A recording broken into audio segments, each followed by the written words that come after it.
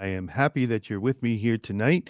We are going to talk the arts tonight. I've got a special guest who is from Detroit, and there's something happening in the Detroit market as well as in the Saginaw market. So we're going to talk about that tonight.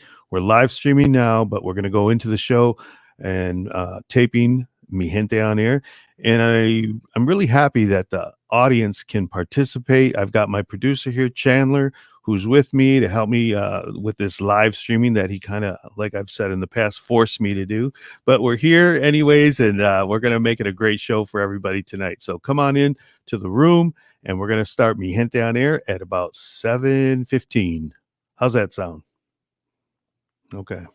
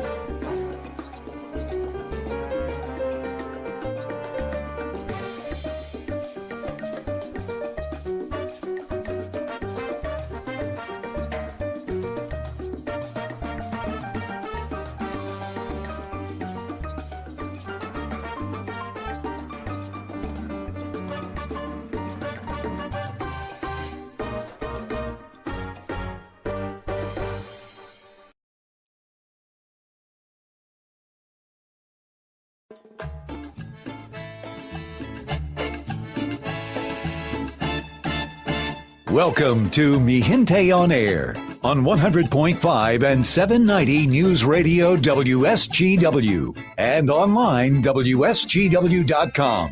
Now, here is your host, Larry Rodarte. Good evening and welcome to another edition of Mi Gente on Air, where we talk Latino contributions, concerns, and culture. I am your host, Larry Rodarte, and as the calendar pages turn to February of 2022, I hope you are all well and staying safe. I can't believe it's February already. Can you believe that? One of the great contributions to society is the arts, and you can be inspired, moved, and feel joy in any great performance by talented people in their craft. And today I want to bring you a show where we discuss what is the current wave of interest. In Saginaw, there's a real interest to bring forth Hispanics in the arts, and I know the same is happening in the Detroit market. My guest today is someone who has been involved on so many different levels to assist in the arts for many years. Martina Guzman is an award-winning journalist and a documentary filmmaker who thoroughly covers race, justice, and systemic inequality. Born and raised in Detroit, she is a proud daughter of migrant immigrants. She believes that there is no place like Detroit and uses her homegrown perspective to inform her nuanced investigative work around the globe. With over 15 years of journalism experience, Martina furthers her commitment to represent democracy by fearlessly advocating for fellow journalists of color. That's me. She's a graduate of journalism school at Columbia University in New York City, and she has been recognized as Best Individual Reporter by the Associated Press of Michigan. She is currently the Race and Justice Journalism Fellow at the Damon J. Keith Center for Civil Rights at Wayne State University. Please help me welcome and give a big abrazo, friendly hug to Martina Guzman. Martina. Hi, Larry. Hi, how Yes, are you? How have you I'm been? good. I've been great. I've been, like you, excited that there is all of this art and culture geared towards our community in the last few weeks and coming in the month of October. Well, before we came on to this show, we talked about how long we go back, and what you said something like in the early 90s, and it's been a journey, hasn't it, for both you and I? It has. I mean, we were starting out in the media with like very little guidance, trying to represent our community, trying to tell our stories. And we were sort of out there on our own. I remember we were both at a conference together once. And, we must have been we were in our 20s, Yeah. trying to be in this media business and trying to tell the stories of the Latino community. So, yeah, it's been a while. Yeah, where there were very few Latinos. I think Luis Aguilar comes to mind, and Dolores Sanchez was doing the El Central newspaper in those days. I mean, That's there was right. just very few that were out there, and I know it was difficult for me, and I know that you were right there plugging along, just like a real trooper that you have been, and you've been doing it for so long, for like almost 30 years now, right? Yeah, and we have to look back. There was a radio station. I remember growing up, and there was a local radio station. There was a woman named Olivia Galan who used to have a Mexican radio station in Detroit. And if you were an immigrant or from a family of immigrants, that was the radio station you had on that was representing the community. So there were tiny examples here and there, but there were few mentors for us that would say, "Hey, this is how you get into the business of media and journalism." Yes, yes. Martina, I want my listeners to know exactly who you are and what is your background. Can you tell us a little bit more? Sure. So, I mean, I was born and raised in Southwest Detroit. I was born in the Mexican community in a black city. My parents are immigrants from Mexico. They're from Jalisco. And they came to Detroit, and my father came in the late 1950s. My mom came in the 1960s during the auto boom of Motown, Mm-hmm. and worked in automotive like many of the families and many of the immigrants that were here. And I went to a Catholic school. And then in high school, I went to a public school. And, unlike a lot of people, Latinos usually do well in school. I struggled. I didn't do that well. Ended up getting my GED, and then ended up going to art school after that. I really wanted to be a photographer, which is what was my foray into media and communication arts, and became a photographer. Ended up going to the Center for Creative Studies here in Detroit, and had this idea that I wanted to travel and tell stories. And that's always been kind of the driving force behind everything I do, is how do I tell a story, in photography? How do I tell a story as a print journalist? How do I tell a story, in radio? And after I was a photographer for some years, I started to make documentary films. It was sort of a natural segue. Yes. And then from documentary films, I did a film called Las Momias de Guanajuato, and it was the first extensive documentary done on the very famous Mexican mummies from Mexico. And if there's any Mexican listeners on the radio tonight, you'll know that the Momias de Guanajuato are very famous. And we did a documentary that aired on PBS here in Detroit. And it was part of a huge exhibit for the Science Center that was in 2010. Has it really been that And long? it's been that long, yeah. Do you believe it? It's been almost a decade. Wow. Yes, or a decade, I should say. Yes. And then from there, I became a radio journalist. I started working for National Public Radio, and then left National Public Radio in 2015. And I've been a print journalist telling our stories ever since. Wow. Do you remember, Martina, way back in the 90s? I think it was around 1995, 96, somewhere in there. And I was coming out with Mi Gente magazine, and you were involved with a magazine yourself. What was the name of that? Yes. We had a publication called The Left Bank. Yes. It was a magazine sort of geared towards art and culture from the downtown perspective, right? That looked at historic buildings, that looked at, some of the incredible art that was happening in Detroit. And even though the 90s for some people, Detroit wasn't at what it is now, it had a really thriving art scene. And so this magazine wanted to represent all of those things. And I was the photo editor, and, it was a really fun, fantastic, ride. I think you remember the beginning of being in media. It's always really exciting. Yeah. And that magazine was beautiful. I just remember it was like a black and white type, silver toned, and it was beautiful. The one that I did remember and that comes to mind. Yeah. It had really thick cardstock. Yes. Something like that could never exist now, Larry. I mean, it's way too expensive, cost prohibitive. Exactly. It's expensive, and you can have it all online where, everyone lives online now. So it would be much easier to produce a magazine of that type now than it was then. And early in those Mi Gente stories, I remember doing a story on you and a couple other fellow artists when you were trying to bring forth a Latino film festival. That was in the early 1990s or late 90s. And I know Benavides was one of them. I can't remember his first name. Help me out Eric. there. Eric, yes. Yeah. So Eric Benavides is an engineer. Similar story as mine. We both are, the children of immigrant parents. And he went to engineering school at Wayne State. And again, these were two people that were very involved and loved the arts and wanted to do something, that represented not just art and film, but also the community. So we organized the very first Detroit Latino Film Festival, and we had it at Wayne State University. And it was another one of those amazing projects that was a great fun and a great success. I remember, and I wrote a story on it, and I was just thinking, this is exactly what we need to do. If not us, then who?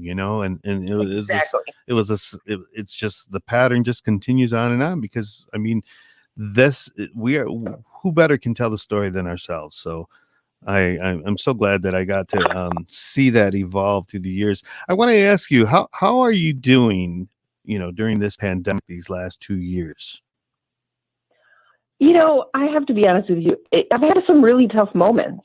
Mm-hmm. I mean, I think it was the first Christmas of the pandemic where we were alone. My fiance and I were alone. We didn't go with our families. We spent Thanksgiving by ourselves. We spent Christmas by ourselves, and we didn't get to spend these holidays that, when you want to be with, your extended family. We didn't get to do that. Yeah. And because I worked from home, there were days that definitely felt like I could, every day was, Wednesday was Sunday, and, Tuesday was Friday. All the days just kind of blended into one another because I never went anywhere. People weren't going out, and I worked from home, and yeah, it was tough. And like a lot of people in the U.S. that have been experiencing anxiety, I had some of those same issues. Okay. Yeah. I myself experienced just what you're saying. And so that's why I want to question, how has it been for you as a journalist? Because it's different. It definitely is a tough time because there's so much news going on every day. Like, it seems like it's just shifted into high gear. news on our phones and everything else. So as a journalist, that's why I wanted to set up that question. How has it been for you as a journalist? I have to say it's been challenging because, Larry, I'm one of those reporters that I love to be out in the community. I love to be out there looking for stories, finding stories, going to events where I think people are doing things that are interesting, or speaking to people who, are telling me what they're doing. And, you get an idea, someone says something, you find a story. And I wasn't able to do that during the pandemic. I wasn't able to, be out in the community in the way that I'm used to, or to go interview people in their spaces in the way that I normally do. And that was tough. That was hard for me. Yeah, I can imagine. I mean, because every day, like you, I'm looking for a story or what have you, and it's been difficult when you can't engage yourself, in the community so With much. people. Yeah, because we were in hiding basically, and we were fearful. We didn't know what this pandemic was bringing, back in March of 2020, and here we are 2 years into it, and we're still in it, and it's still difficult. And I don't think that we understand fully how it affects our psyche as people in America. No, I don't either. And I think that sort of it will be maybe another year or two before we really understand sort of the impact that it had on us. Yeah, yeah. Well, one of the ways that I find stories is, of course, through Facebook or other social media sources. And earlier this week, I saw a post from Martina Guzman, our guest tonight, where she said that we as Latinos had arrived, and she was talking in regard to Hispanics and Latinos in the arts. And that post really piqued my interest because I noticed that there's some great shows coming up in the Detroit market, and we're going to talk about that. So I want Martina, though, to tell us what made her post this great post that has got her here today. Well, I mean, so here we are in February of 2022, and there I had been getting these Facebook posts about the Ballet Folklorico de Amalia Hernandez of Mexico, right, which is Mexico's national folkloric ballet. And then at the same time, I was getting Facebook posts about Frida, which is the opera to the life of Frida Kahlo. Yes. And then at the same time, I was getting posts that the Detroit Symphony Orchestra was coming into Southwest Detroit, the Mexican neighborhood, and they were going to perform at the church, one of the main churches here in the community. And I remember thinking, like, this has never happened before. Unheard of. This is unheard of, where not only are they calling the Latino community to come to art institutions, but these were performances that were about us. They were about our community and our culture.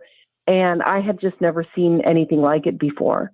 And I just thought, it's finally happened. These high art institutions are finally working with us to present to us and about us. And I felt that, yeah, at this moment, we'd arrived culturally. Yeah, and I think the same thing is happening in the Saginaw market. And I say that because, like, I have received phone calls from the executive director of the Saginaw Art Museum. They want to tap into something more with the Latino artists in our community or in the state of Michigan. The Castle Museum here in Saginaw. For years, I think it's been a long time since we had any type of Latino exhibit. And then lo and behold, in 2020, in January, we had Latinos in baseball.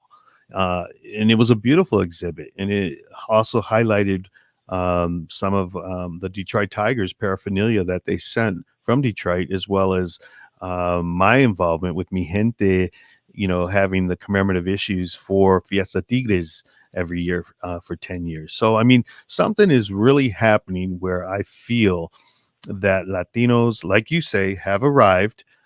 We also have at the Saginaw Art Museum ofrendas for Dia de los Muertos at the Saginaw Art Museum since the movie Coco, So, we at the Unión Cívica Mexicana have had Dia de los Muertos. It's part of one of our signature events every year.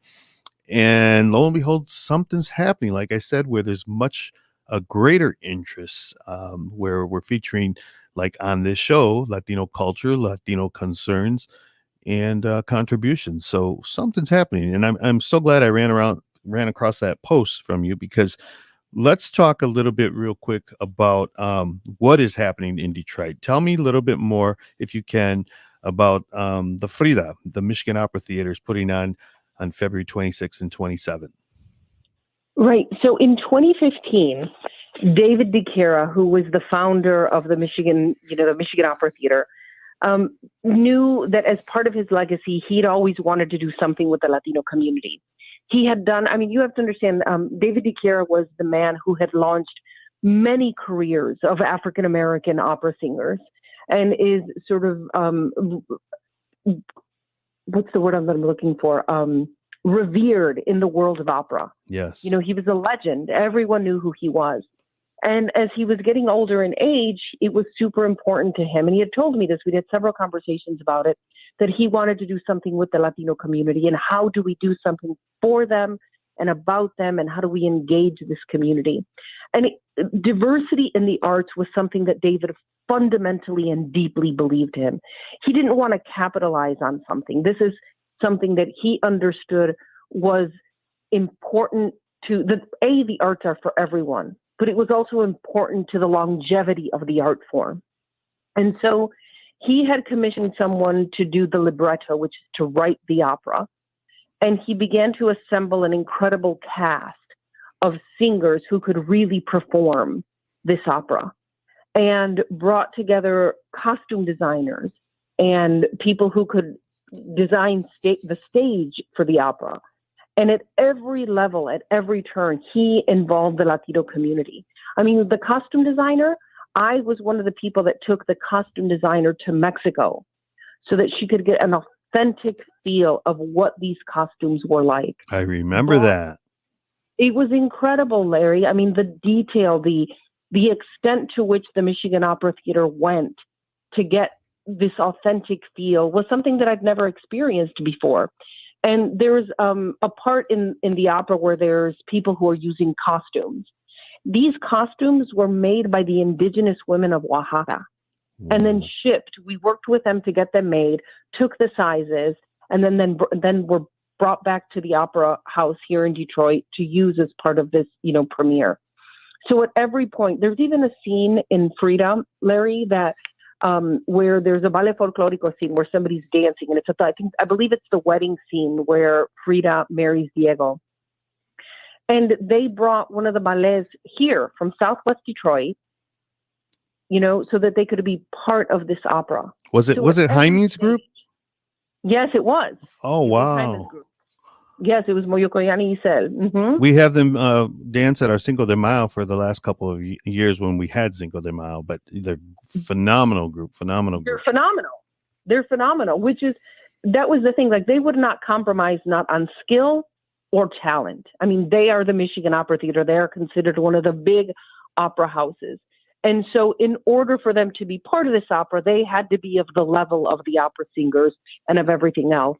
And Moyokoyani Isel, Ballet Folklorico Moyokoyani Isel, brought their talent, and they were worthy to be on that stage like everyone else.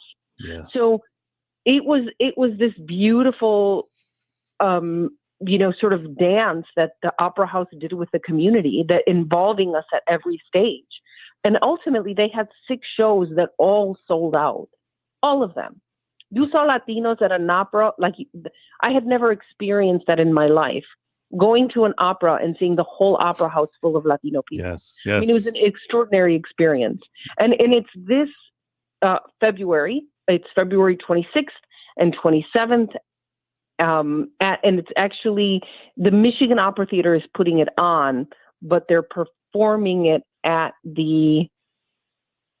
I'm going to get that for your listeners right before. It's not actually at the Michigan Opera Theater. It's at the, We'll find it in a second, Larry. Hold on. Well, let me just let my listeners know that Frida returns with the original cast, including Catalina Cuervo as Frida and Ricardo Herrera as Diego Rivera, and it's performed at the Music Hall Center for the Performing Arts, the original home for the Michigan Opera Theater. And like many other productions that are going on during this time period, during the pandemic, vaccination or proof of negative COVID tests within 72 hours is required for entry. So I'm really excited about that. You know, our good friend, our late friend, Monica Martinez is the one that introduced me to David as well as some of the cast. And there's a picture of you, Martina, on the screen right now. And it just was such a production. If you're a Frida or Diego Rivera lover of their art, I mean, you're really going to love this production by the There, Michigan Opera there Theater. is nothing not to love about this opera. It is Yes. about love. It is about heartbreak. It is about tragedy. It is about overcoming. It is about seeing your culture on this beautiful stage, color, the costuming, the music. Catalina Cuervo is an amazing opera singer. She's a famed soprano. That opera helped launch her career. Now Yes. she travels all over the world, as a soprano singing, and presenting again our culture out there.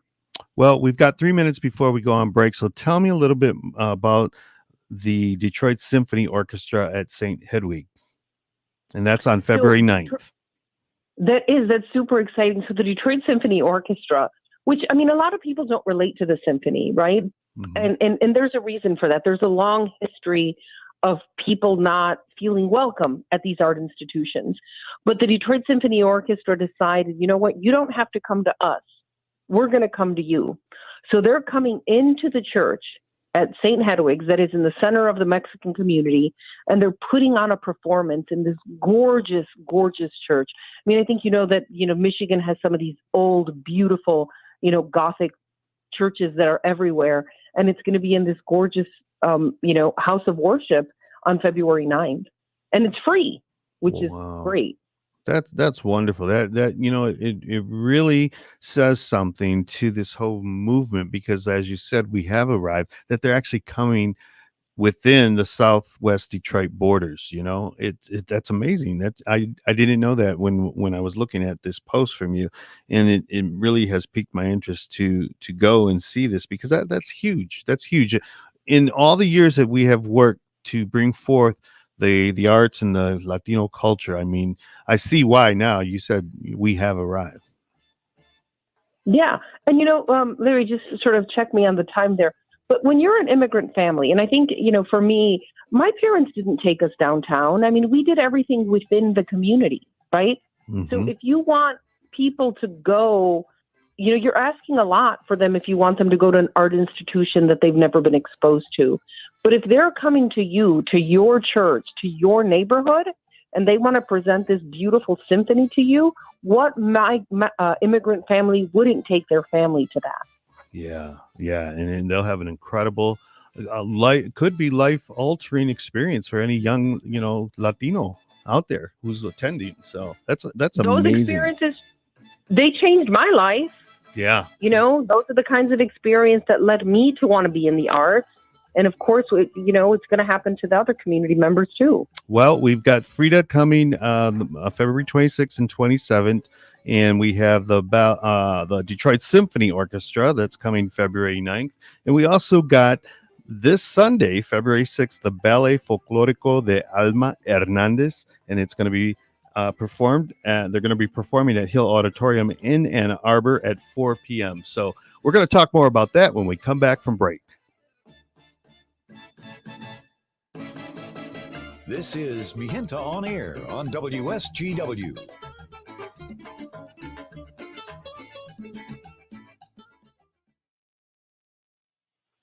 Okay, mi gente on air. Martina, how you feeling? You feel good? It's good. It's going Yeah. well. It's going very well. I want to know where my listeners are out there on the live stream. Where are you? I don't see any chats tonight, or am I looking at the wrong? Might be looking at the wrong thing. Let me check that really quick. Are you looking at the chat or the? I'm looking at what Rick sent us. Oh, then yeah, that's not even. The Oh, okay. chat. Let's get some more public participation, and if there's any questions. Oh yeah, people are posting. There's a few good chats. Oh, okay. So yeah, we're going to talk a little bit about that. Diana Rivera is on there, as well as probably your girl Elena Herrada. She told me she was going to haggle you today when you were on the live stream. Little does she know you're not on.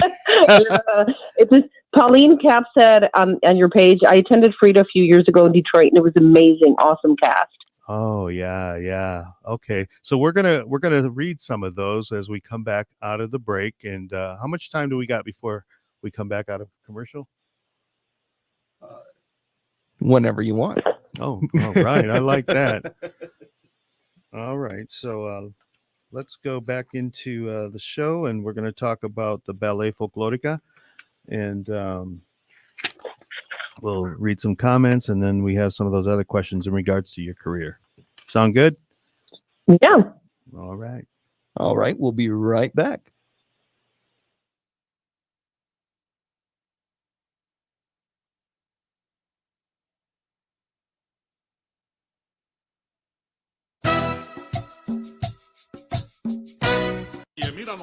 You're listening to Gente On Air on WSGW. Welcome back, mi gente. Thank you for being with me tonight here on Mi Gente On Air on our live stream feed, as well as on the radio on Sundays at 8 p.m. on 100.5 FM and 790 AM. And we've been talking with Detroit's Martina Guzman. She's a good friend of mine for so many years. She's been involved in journalism and the arts and just an advocate for Latinos in our community, in our state. And we have so much to talk about with her. But I want to mention, because we were talking earlier in the show in regards to Frida at the Opera House, and then we were talking about the symphony coming to Southwest Detroit. But the Ballet Folklorico de Mexico de Amalia Hernandez is coming to Hill Auditorium in Ann Arbor, February 6th at 4 p.m. And this group has not been to Ann Arbor in the past 15 years. So it's a special auditorium performance that showcases the cultural richness of Mexico.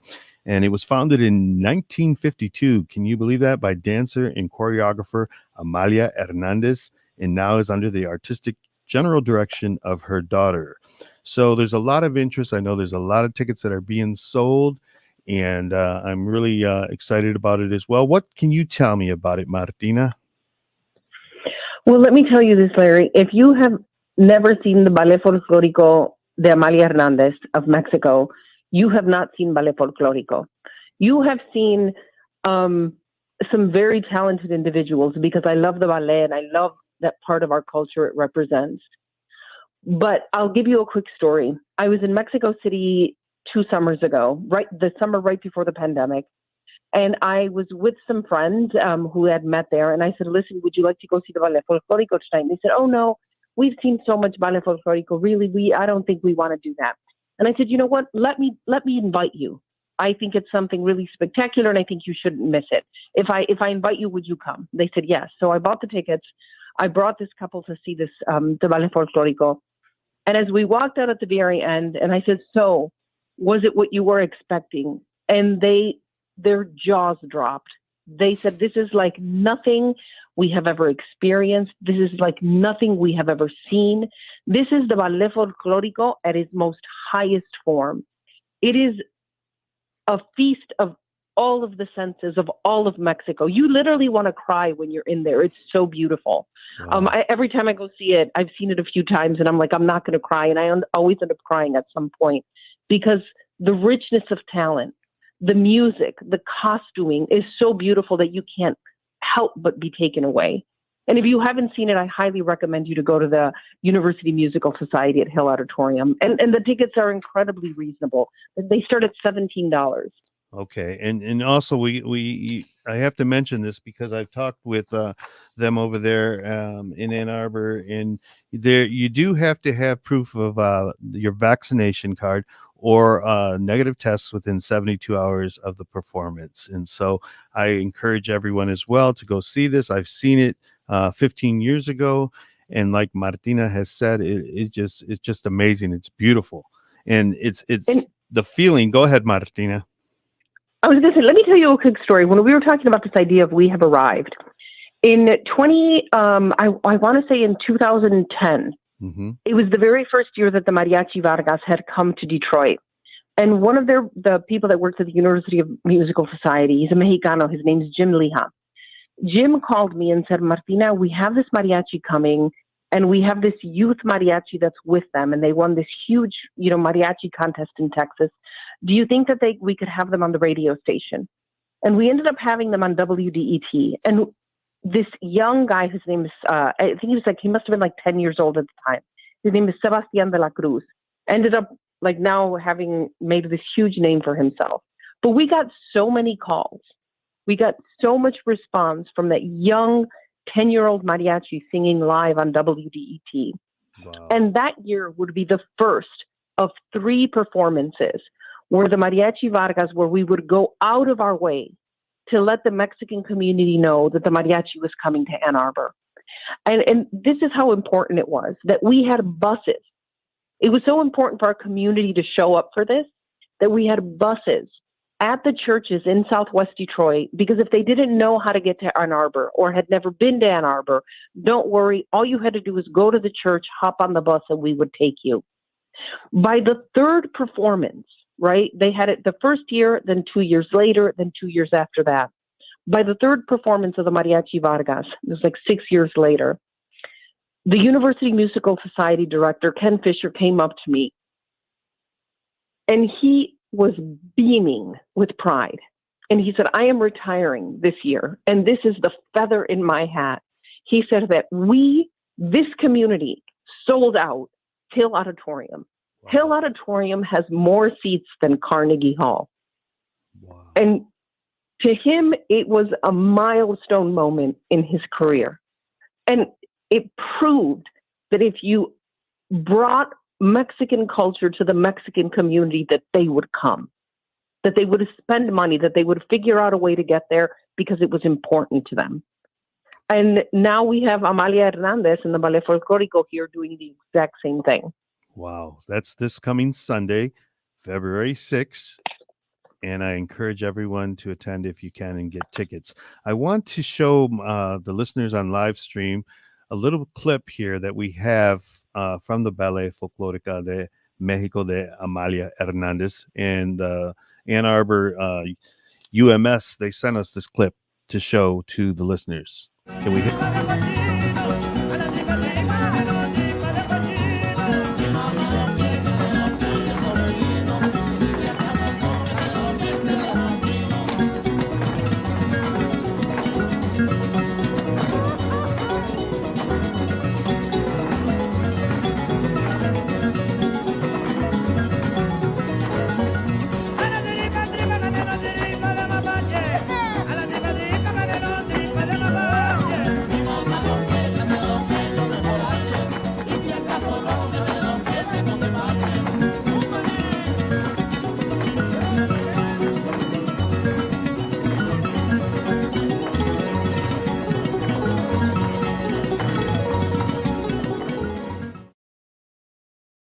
There you have it. And I want to take some of the comments from our audience here tonight because I think that one of them has attended the Frida from the Michigan Opera. And Pauline Cap here says, I attended Frida a few years ago in Detroit, and it was amazing, awesome cast.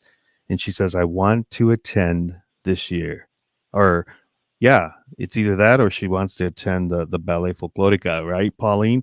And Mary Luevanos is from Detroit, and she's watching us here tonight. She's got not a comment, but a name, Rogelio Chico Hernandez. Maybe you can clarify that for us, Martina.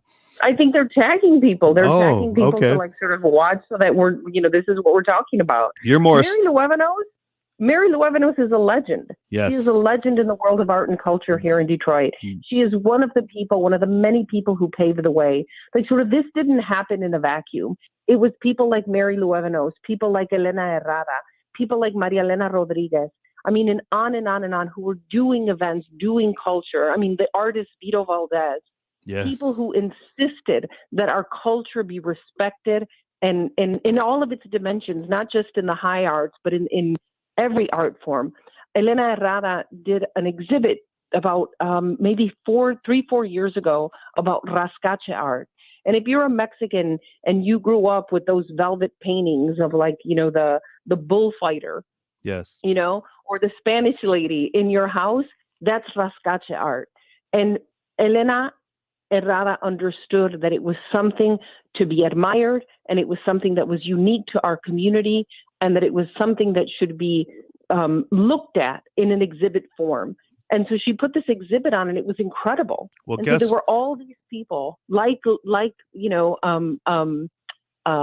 Luevanos, who are making this happen. Yes, yes. And earlier when I was trying to reach out to you for the show, I told you I had a Zoom meeting with Elena Herrada as well as Diana Rivera from Lansing, who was instrumental on this exhibit you're talking about, the Resquache. And we're going to bring it to Saginaw. Lo and behold, we're going to set it up somehow in 2022 to bring the velvet paintings to Saginaw. And if like Martina said, the velvet paintings, and it was in every Mexican house back in the 60s, the 70s, probably even the 80s and 90s. And many people have many fond memories of those paintings. And so I'm real excited to see that.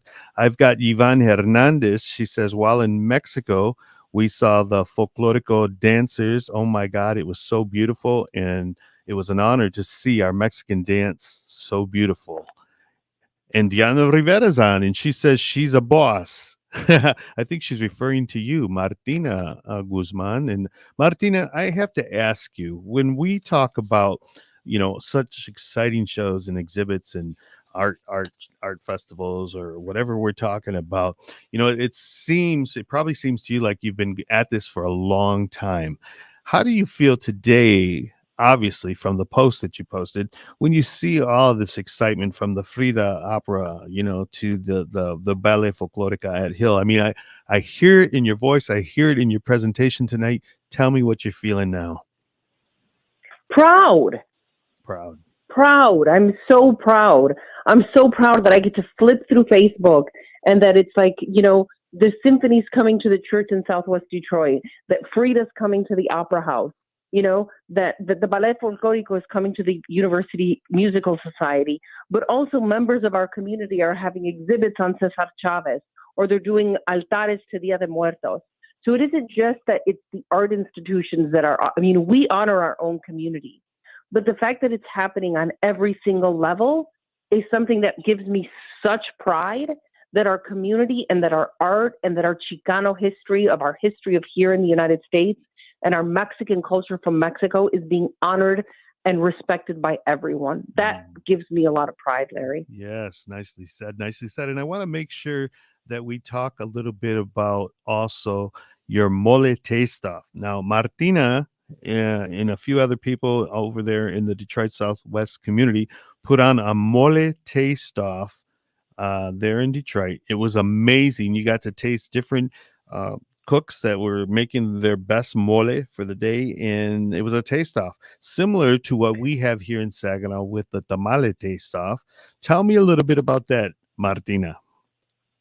So it's a contest, and we started it in, I think, it was 2014, to honor, it was to honor people like my mother, people who made these incredible homemade, arduous, time-consuming dishes, right?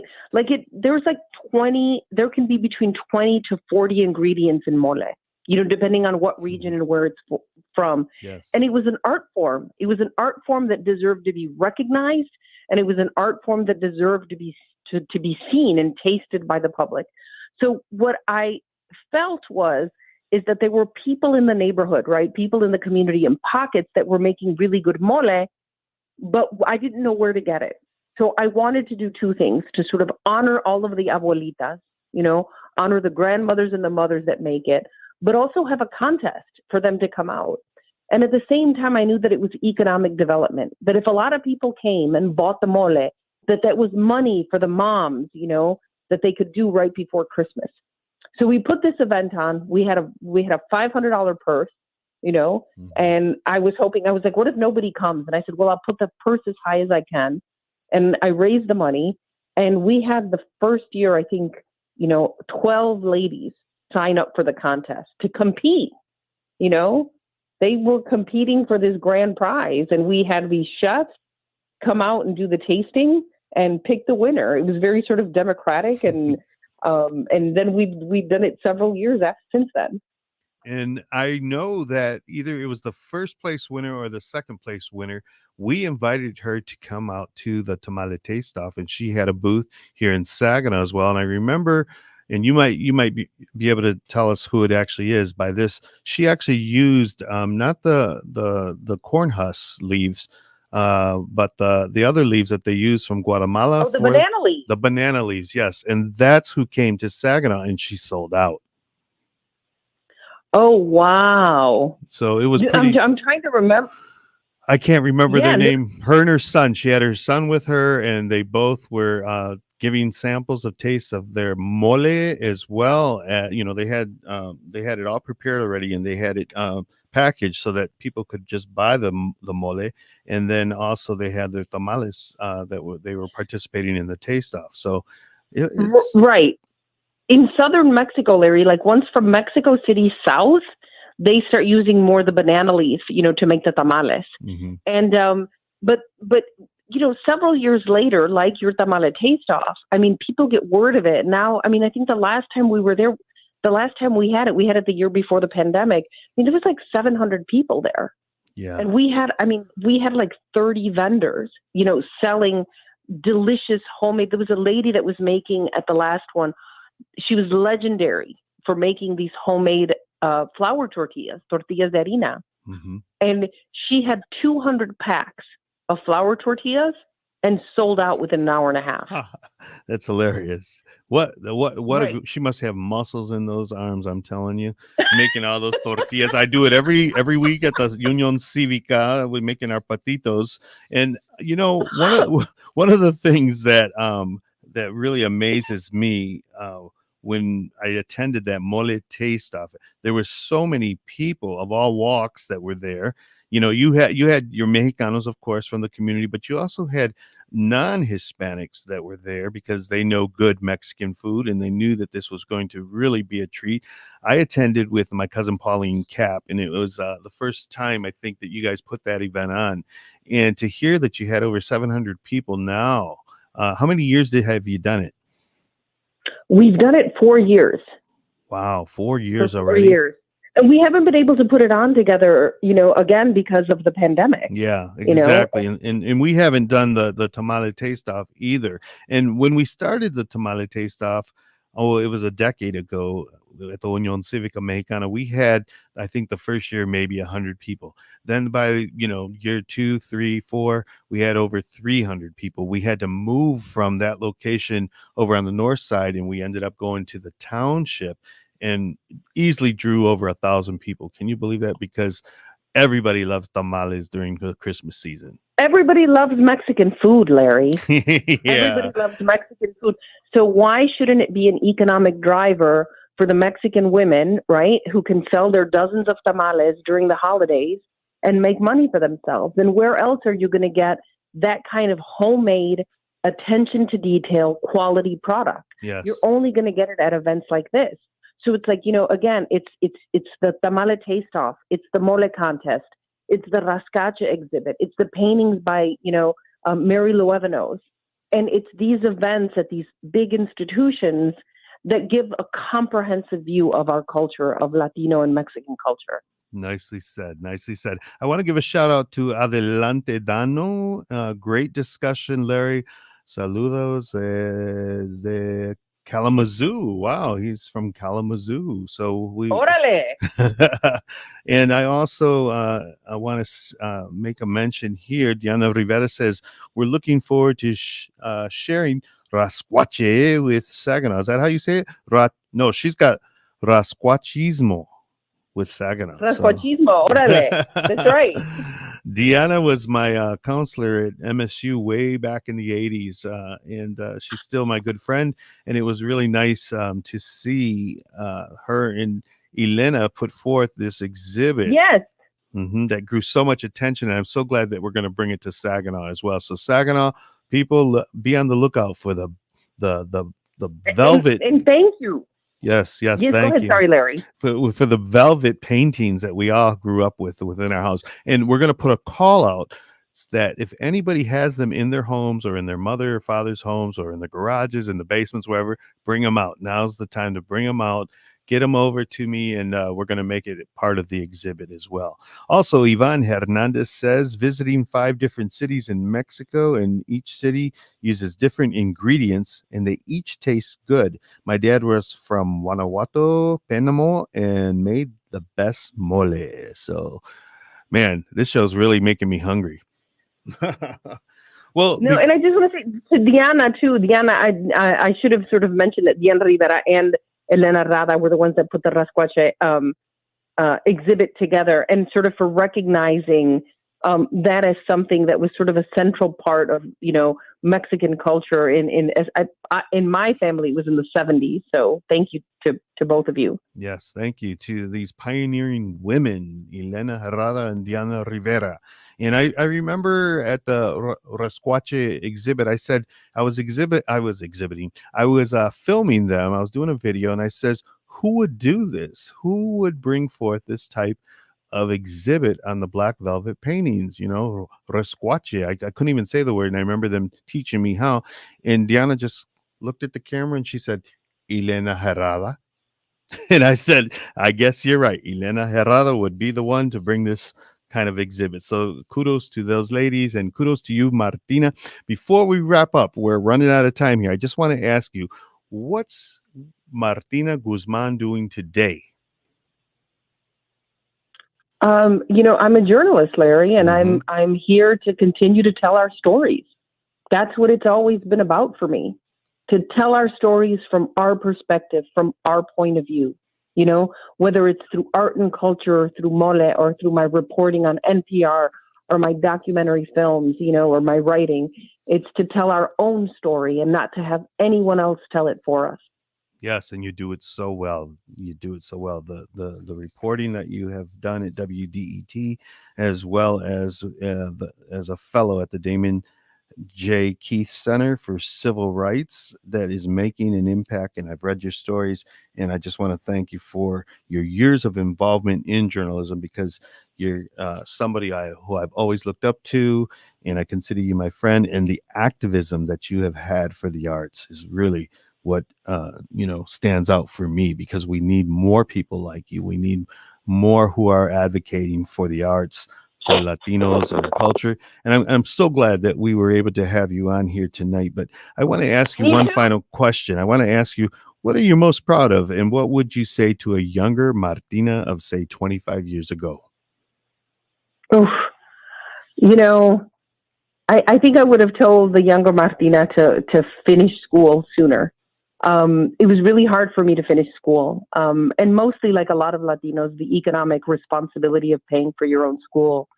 And it took me a really long time to finish. And there were times where I gave up only to go back. And I think the older me would have told the younger me, stick with it, finish sooner, make the sacrifice. But yeah, other than that, I would have kept it all the same, Larry. So not only an activist for the arts, but an activist for education now. Martina Guzman from Detroit. Thank you so much, Martina, for being with me today and just sharing with my listeners all this great information about the arts. It was a pleasure, Larry. Thank you for having me. So there you have it. I hope we were able to bring some enlightenment to how the art world is recognizing the talents of Latinos today. There is so much culture that has to offer, from the Ballet Folklorico that's coming this Sunday, February 6th, with the beautiful dresses, to the opera on Frida Kahlo. You've got to see it if you haven't seen it already, to the possibilities of art shows that features Latino artists. There's really seems to be an interest today. Let's keep pushing the envelope. Let's share our culture and art every chance we can.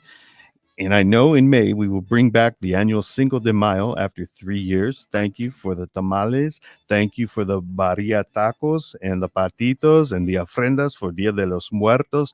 And we do have so much to offer. We know this, don't we? Thanks to my guest, Martina Guzman, again, and to all of you for listening to Mi Gente on Air. Have a great February, everyone, and stay safe until next week. Adios. Hasta luego.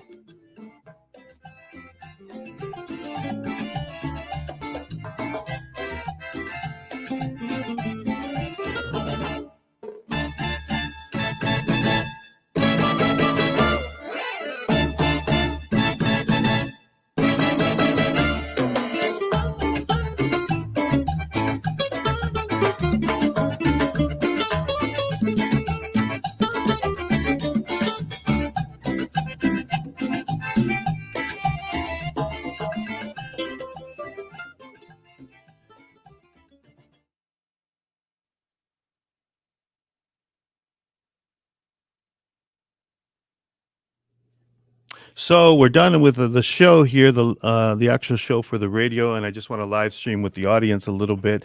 There is so much that is happening in the state of Michigan for Latinos. So I hope that everybody will support these great exhibits as well as these shows from the Michigan Opera. I know it's a little ways down to Ann Arbor or to Detroit, but it's so worth it, so worth it. And as Martina Guzman has said, we have arrived, and I really believe that as well. It's just like even this program, Mi Gente On Air. We're live streaming, but when they asked me to come on board to bring forth the Latino audience with me and to showcase and bring awareness to Latino culture, I knew I had to say yes, and that's why we have this show today. Even though I've got my plate pretty full with everything that I do with the Unión Cívica Mexicana and, of course, Mi Gente magazine, but I knew that we had to be at this table. We had to showcase our culture and the arts, as well as be advocates for so many issues that we have in the last year. And I think we've been on over a year now.